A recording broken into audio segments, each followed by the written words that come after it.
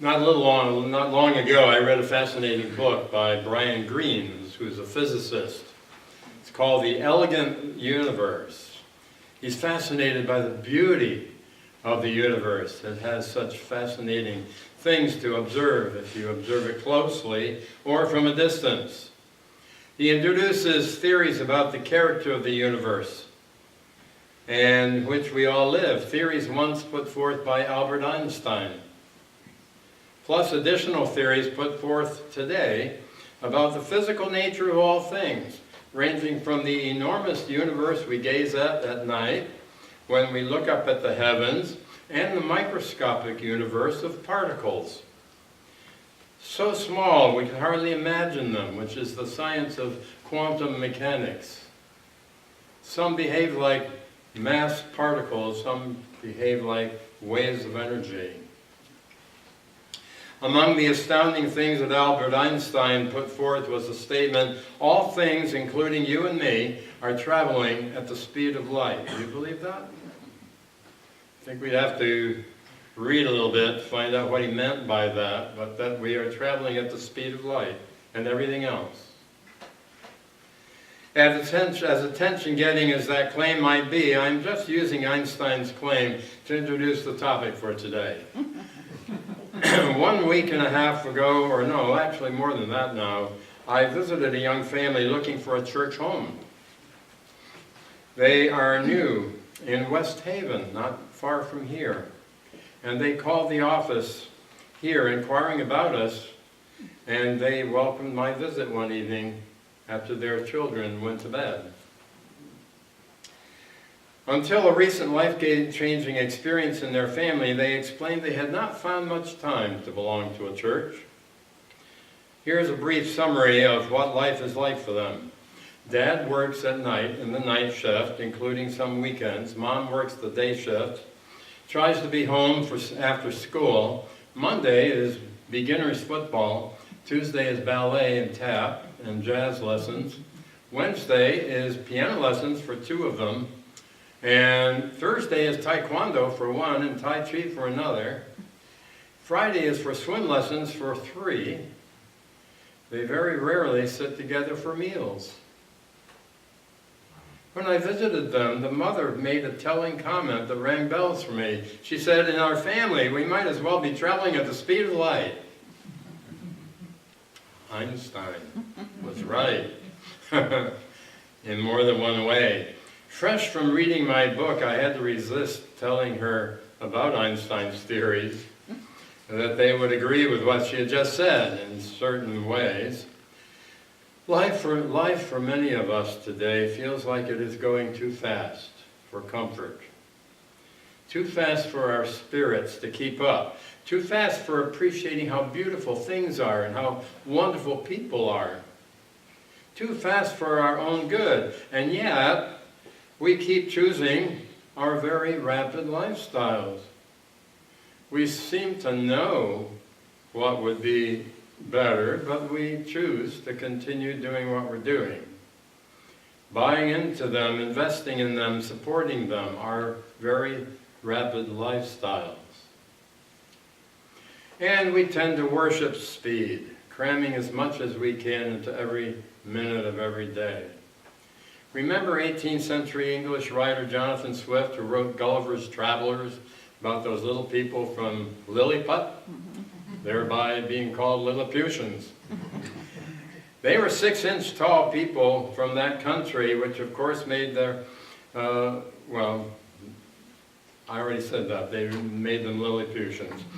As they examined their catch, they brought this Gulliver's watch to the king, who asked, "What is this?"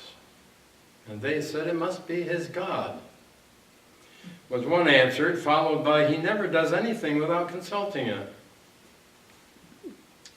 It seems that that is the way with many of us in our society today, not seeming to know how to escape the rush of our own schedules with little room left for important things of value. Things have to be sandwiched into short blips of time, including some of the most important things of life. When you meet someone at the store and you ask, how are you doing? How often the reply comes back, busy. Very, very busy. I do that myself. I don't have time to explain what I'm busy doing. I can only say, I'm busy. How was your weekend? Oh, it was a busy weekend. Did a lot of things. Oh well, many people don't take the time for a traditional lunchtime. Instead, they work through. Many people eat on the run, work while they eat meals while doing other things, working, reading, driving, watching TV. I have a package, I must confess, of peanut butter crackers in my suit coat pocket in case I don't get to sit down for lunch today. I'm guilty too. Otherwise I wouldn't know enough to talk about it. But we are working, reading, driving, watching TV, and multitasking, we say. Some symptoms of being too busy are when no matter what you're doing, you have a sense you ought to be doing something else you don't have time for. So you jot it down on a piece of paper. No matter how hard you work, you always feel like you're behind. Or like you get to the end of the week, and in spite of all of your activity, you find yourself wondering, what have I really accomplished? Other than being busy. For many people, their work follows them around anytime and anywhere. Beepers and cell phones on everyone's belt, and tablets in hand, and all of these things worn in cars, restaurants, ball games, grocery stores, everywhere. You know, there's a restaurant I heard on the news the other day that offers 20% off their meals if you leave your phone at home and you don't have it with you. Or if you turn it in at the desk. And according to the news, they don't have any takers. People rather pay the 20%. I don't know, ask yourself. Did you leave your smartphone and get your meal? Well, I see more people sitting at tables looking at their screens at mealtime, you know. It's a sacrifice if you do it. For many folks, the clear boundaries that once separated one's work for one's recreation and from one's family life, those clear boundaries have been, in many cases, washed away. Many folks conduct personal business at work. Some conduct their work at home. The physical separation of work and home has become much less clear than it once was. Life is filled with a virtual explosion of choices about everything. There are more channels to watch. Yay. I can't find very many of those many more channels to enjoy, so we have rabbit ears. And more sports to play, and more lessons to take, more stuff to buy and sell until some of it's recalled due to some gross oversight or negligence in its production safety. More activities to participate, if not in real life, than on the computer, full of games and conversations between people on the screen, communicated, at the speed of light, wouldn't you know? Electronics.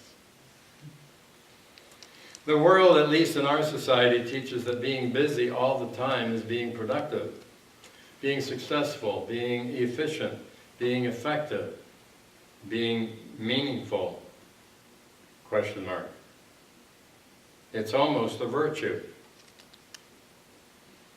Jesus teaches a lesson that runs counter to that. He visits these two sisters, Mary and Martha. One of them's named Carol, I think. Carol. Mary sits at the feet of Jesus to listen to what he has to say. To Martha, who thinks she doesn't have time to do that, Jesus says, you're worried and distracted by so many things. There's only a need for one thing, and Mary has chosen the better part. Jesus was a busy person, and so were his followers, but look what he did. For himself, as we read, as Pam read in Mark 1, in the morning he got up and went out to a deserted place, and there he prayed. Do you feel a certain calmness in those words, that idea? Do you do anything like that every busy day yourself? In Mark 6, Jesus directs his busy followers after a tiring day to do the same thing or a similar thing. He says, come away to a deserted place all by yourself and rest a while. I have a book in my office. It says 100 Wisdom Stories from Around the World is the name of the book. One story tells of a native guide leading a group of tourists on a safari through a jungle rainforest. And the first day they marched along rapidly and they covered much ground. Then the second day the native guides refused to move and just sat and rested.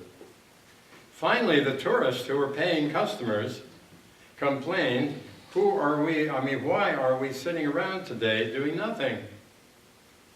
And the reply was, we went too fast the first day, and now we are waiting for our souls to catch up with our bodies.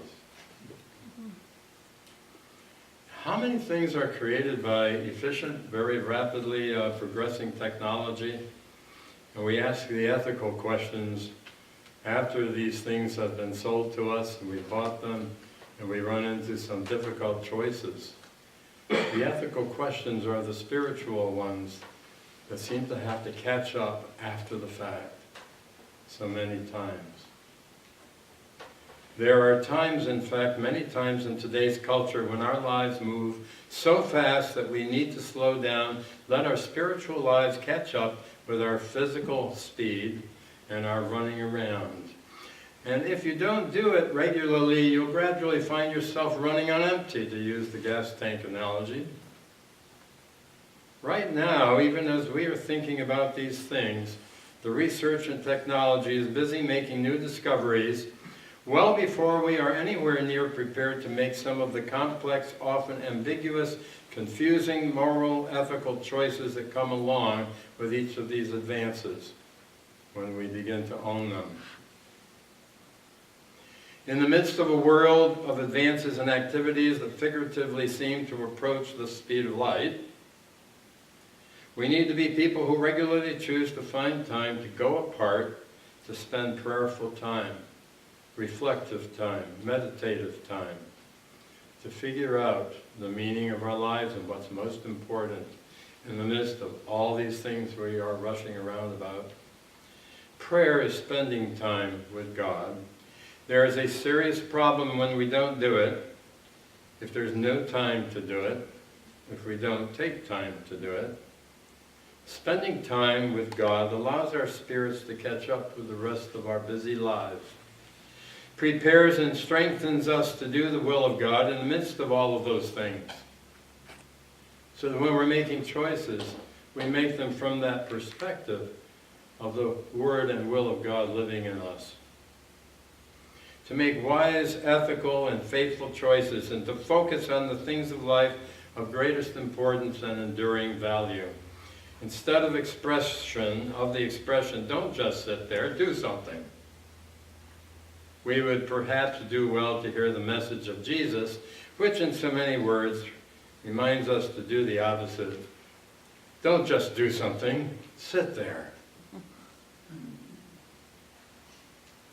And learn the teachings. Pray the prayers. Apply the teachings. Let God's Spirit take the lead in your busy life. Let us pray. Spirit of the living God, fall afresh on us. Spirit of the living God, fall afresh on us. Melt us, mold us, fill us, use us. Spirit of the living God, fall afresh on us. Thank the composer of that piece of music we sometimes sing on a Sunday morning. Amen.